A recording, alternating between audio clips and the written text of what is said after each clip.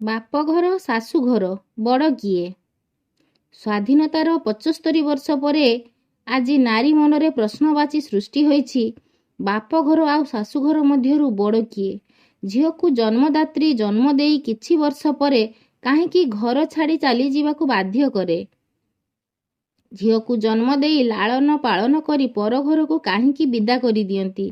ଏତେ ଅଳି ଅର୍ଦ୍ଦଳି ସହି ଗେହ୍ଲାରେ ଝିଅଟିଏ ବଡ଼ କରିବା ପରେ ଦିନେ 7 ଜନ୍ମ ପାଇ ପର କରି ଆଉ ଜଣେ ଅଜଣା ଲୋକ ସହ ଛନ୍ଦି ଦିଅନ୍ତି।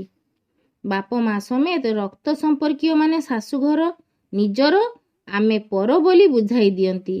ସେମାନେ ଯେତେ ଅନ୍ୟାୟ ଅତ୍ୟାଚାର କଲେ ସବୁ ସହିଯାଇ ଉତ୍ତର ଦେବୁନାହିଁ ବୋଲି ପରାମର୍ଶ ଦିଅନ୍ତି। ଏଠାରେ ମନରେ ପ୍ରଶ୍ନ ଉଠେ କି ସେମାନେ ଯଦି ନୂଆ ବୋହୂଟିକୁ ହୃଦୟର ସହ ଗ୍ରହଣ ନ କରିବେ, ଝିଅଟି କ'ଣ କରିବ? ଯେମିତି ଲାଗେ ଝିଅ ଜନ୍ମ ହେବା ସତରେ ଗୋଟିଏ ପାପ। ମାତ୍ର କୁହାଯାଏ ଯେ ଝିଅ ଜନ୍ମ ହେଲେ ଘରକୁ ଲକ୍ଷ୍ମୀ ଆସିଥାନ୍ତି। ଏହି ଲୋକ ଉକ୍ତିଟି କେବେ କେବେ ସମ୍ପୂର୍ଣ୍ଣ ମିଛ ପରି ଲାଗେ। 18 ବର୍ଷରୁ ଉର୍ଦ୍ଧ୍ୱ ହୋଇଗଲେ ବାପା ମା ନିଜ ଝିଅକୁ ବୈବାହିକ ବନ୍ଧନରେ ବାନ୍ଧି ଦିଅନ୍ତି। କିନ୍ତୁ ସେମାନେ କେବେ ବି ଭାବି ନଥାନ୍ତି କି ତାଙ୍କ ଝିଅ ବାହାଘର ପରେ ତା ଶାଶୁଘରେ କେମିତି ଚଳିବ। ଦୁଇ ପରିବାରର ସହମତିରେ ତଥା ଉଭୟ ପକ୍ଷରୁ ସତ ମିଛ କହି ବାହାଘରଟିଏ ହୋଇଥାଏ। ବେଳେବେଳେ ଗୋଟିଏ ପକ୍ଷ ସତ ଓ ଅନ୍ୟ ପକ୍ଷ ପ୍ରଚୁର ପରିମାଣରେ ମିଛ କହିଥାଏ। ଆଉ ମଧ୍ୟ ଦେଖିବାକୁ ମିଳେ ବାହାଘର ପୂର୍ବରୁ ସଠିକ୍ ଯୋଗାଯୋଗ ହୋଇପାରି ନଥାଏ, ଯାହା ପାଇଁ ଗୋଟିଏ ଝିଅକୁ ବହୁତ ଭାରି ପଡ଼ିଥାଏ। ଓଡ଼ିଆରେ ଗୋଟେ କଥା ଅଛି, ଅଜାଗା ଦେଖି ହୁଏନି କି ଦେଖେଇ ହୁଏନି। ଠିକ୍ ସେହିପରି ଅଧିକାଂଶ କ୍ଷେତ୍ରରେ ଗେଲବସରରେ ବଢ଼ିଥିବା ଝିଅମାନେ ଶାଶୁଘରକୁ ଯିବା ପରେ ତାଙ୍କ ଅବସ୍ଥା ଶୋଚନୀୟ ହୋଇଥାଏ। ଗୋଟିଏ ଝିଅ ନିଜକୁ ବଡ଼ କରିବାର ଯେଉଁ ସ୍ୱପ୍ନ ଦେଖିଥାଏ, ତାହା ତାର ଧୂଳିସାତ୍ ହୋଇଯାଇଥାଏ। ପିତାମାତା ଯେତେବେଳେ ନିଜର ପିଲାମାନଙ୍କୁ ବିବାହ ଦେଇଥାନ୍ତି, ସେତେବେଳେ ସେମାନଙ୍କ ମନରେ ବହୁତ ଉତ୍ସାହ ଭରି ରହିଥାଏ। କାରଣ ସେ ଝିଅ ବାହା ହେଇ ପୁଅଟିଏ ପାଇଲେ ଏବଂ ପୁଅ ବାହା ଦେଇ ଝିଅଟିଏ ପାଇଲେ। କିନ୍ତୁ ଏହା ହୁଏତ ତାଙ୍କର ସ୍ୱପ୍ନ ଥାଏ, ବାସ୍ତବତା କିନ୍ତୁ ଅନ୍ୟ କିଛି। କେତେବେଳେ ତାଙ୍କର ଜ୍ୱାଇଁ ବାଛିବାର ଭୁଲ ହୋଇଥାଏ ତ ଆଉ କେତେବେଳେ ଝିଅ ବାଛିବାରେ। ଜ୍ୱାଇଁ ପୁଅଟି ସୁନାମୁଣ୍ଡାଟିଏ ହୋଇଥିଲେ ଶାଶୁ ଶ୍ୱଶୁର ଧନ ଲୋଭରେ ଖଳନାୟକ ସାଜିଥାନ୍ତି।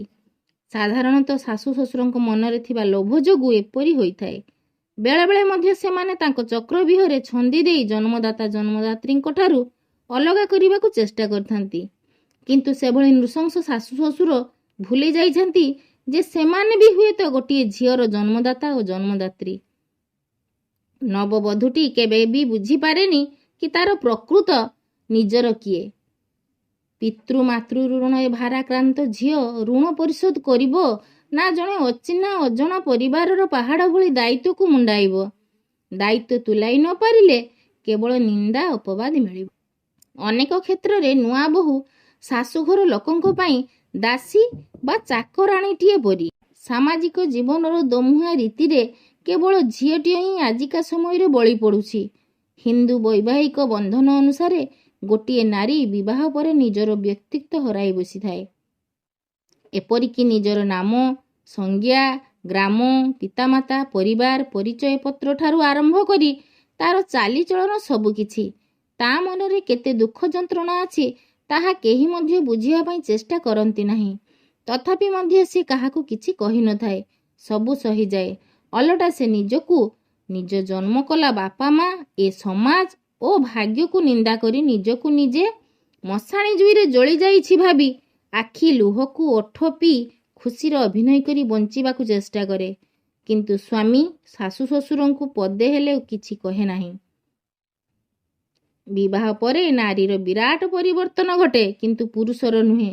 ନାରୀ ପରିସ୍ଥିତି ସହ ନିଜକୁ ଖାପ ଖୁଆଇ ଚଳେ, ପୁରୁଷ ନୁହେଁ। ନୂଆ ପରିବାରରେ ସବୁକିଛି ଭଲରେ ଯିବ ବୋଲି ଆଶା କରୁଥିବା ଅଧିକାଂଶ ବୋହୂ ମାନସିକ ଓ ଶାରୀରିକ ଯନ୍ତ୍ରଣାରେ ଆଜି ଜର୍ଜରିତ। ଏବେ ବୋହୂଟିଏର ଏଭଳି ଅଭିଯୋଗ ସମାଧାନ କ'ଣ? ଆଇନ ସମାଧାନ କରିବାରେ ସମର୍ଥ?